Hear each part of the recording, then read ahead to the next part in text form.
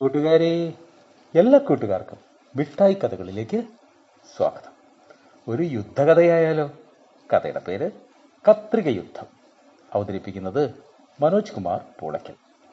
1962 ടാൻഗാൻഡിക്ക എന്ന കൂട്ടച്ചിരി രോഗമാണ് ചരിത്രത്തിൽ ചിലയിടങ്ങളിൽ വിചിത്രമായി കത്രിക യുദ്ധം എന്ന പേരിൽ പരാമർശിക്കപ്പെട്ടിരിക്കുന്നത്.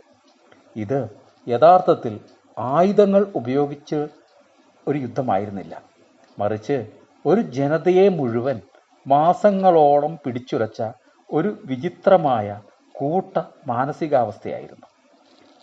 ഇന്നത്തെ താൻസാനിയയുടെ ഭാഗമായ ടാൻഗാൻഡിക്കയിലാണ് ഈ സംഭവം നടന്നത്.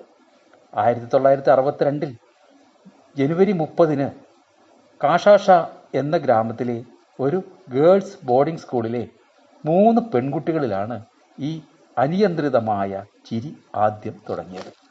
കൂട്ടുകാർക്ക് കത്രിക യുദ്ധത്തിൻ്റെ കഥ ഇഷ്ടമായോ? എങ്കിൽ പുതിയൊരു കഥയുമായി നമുക്ക് നാളെ കാണാം. എല്ലാവർക്കും നല്ലൊരു ദിനം ആശംസിക്കുന്നു. Story uncle.